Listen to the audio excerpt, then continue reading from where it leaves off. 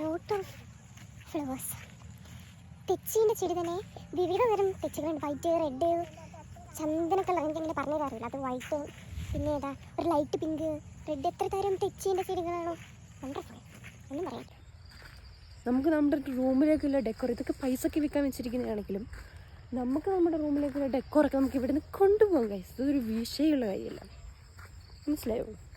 കാരണം നമ്മൾ മലയാളികളാണ്, അതുകൊണ്ട്. ഇതൊരു നല്ല ചെടിയാണ്. ഈ മൊണ്ണകൾ ഇതിൻ്റെ ഇടയ്ക്ക് കൊണ്ട് വെച്ചേക്ക് വന്നുള്ളൂ. പക്ഷേ ഇതൊരു കാടിനുള്ളിൽ മാത്രമേ. ഇതൊരു വൃത്തിയാക്കുന്നുണ്ട്, പക്ഷെ നല്ലൊരു ചെടി.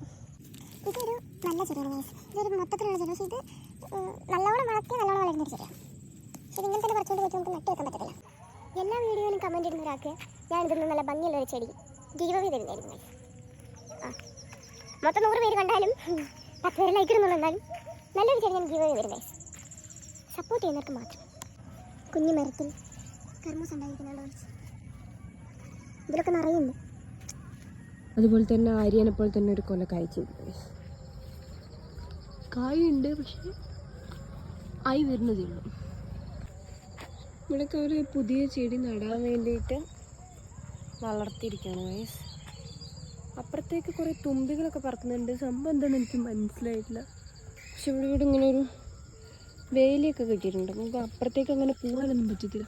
ഇവിടെ നിറയെ തുമ്പികൾ പറക്കുന്നുണ്ട്.